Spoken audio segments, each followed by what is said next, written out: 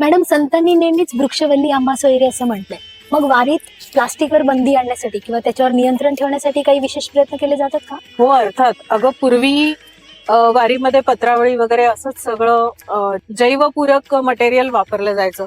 पण काय झालं, काळाच्या ओघामध्ये जसं समाजामध्ये प्लास्टिकचा वापर वाढला तसा वारीतही प्लास्टिकचा वापर वाढला.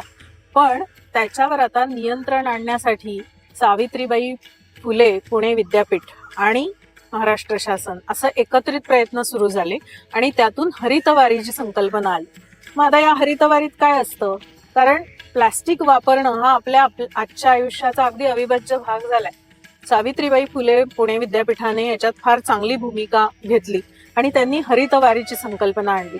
मग त्याच्यात आता पत्रावळी किंवा आजूबाजूच्या परिसरातल्या झाडांची पानं, मोठी पानं आणि पर्यावरण पूरक कुठल्याही मटेरियलची ताटं, वाट्या आणि सगळ्यात महत्वाचं काय माहितीये, वारकरी स्वतःचं ताटवाटी घेऊन येतात घरून. ताटवाटी वापरतात जेवायला? ताटवाटी वापरतात आणि त्यामुळे मुख्य जो प्रश्न होता म्हणजे प्लास्टिक हा तर एक प्रश्न आहे, पण कचरा ही पण फार मोठी समस्या आहे ना वारीतली.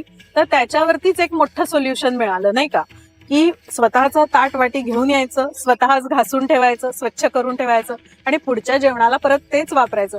त्यामुळे शून्य कचऱ्याकडे प्रवास करायला वारीची आता सुरुवात झाली. आणि दुसरं हरितवारीच्या संकल्पनेमध्ये येतं की आपण ज्या निसर्गाच्या मधून रस्ता वाट काढत पंढरपूर पर्यंत पोहोचतो त्या निसर्गामधल्या लोप पावत चाललेल्या झाडांना पुनरुज्जीवित कसं करणार. तर ठाण्यातली हरियाली म्हणून एक संस्था आहे आणि अशा बऱ्याच संस्था आहेत. त्या सीडबॉल्स तयार करतात. लहान मुलांच्याकडून हे सीडबॉल्स करून घेतले जातात.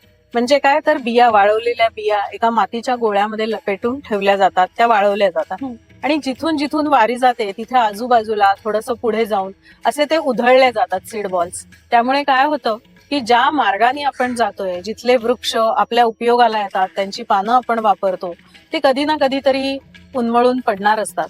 त्यांच्या जागी दुसरा वृक्ष म्हणजे झाडंही लावली गेली पाहिजे आणि प्लॅस्टिकचा कचराही कमी झाला पाहिजे. अशा दोन्ही हेतूंनी हरितवारीची संकल्पना फार सुंदररित्या आपल्या वारीत राबवली जाते.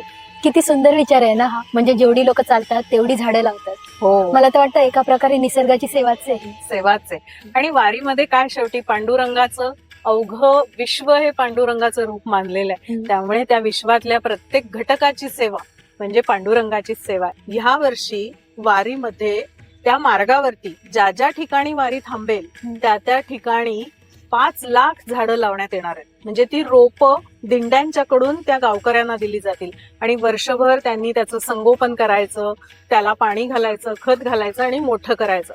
पुढच्या वर्षी परत जेव्हा वारी येईल तेव्हा ते झाड मोठं झालेलं त्यांना दिसलं पाहिजे.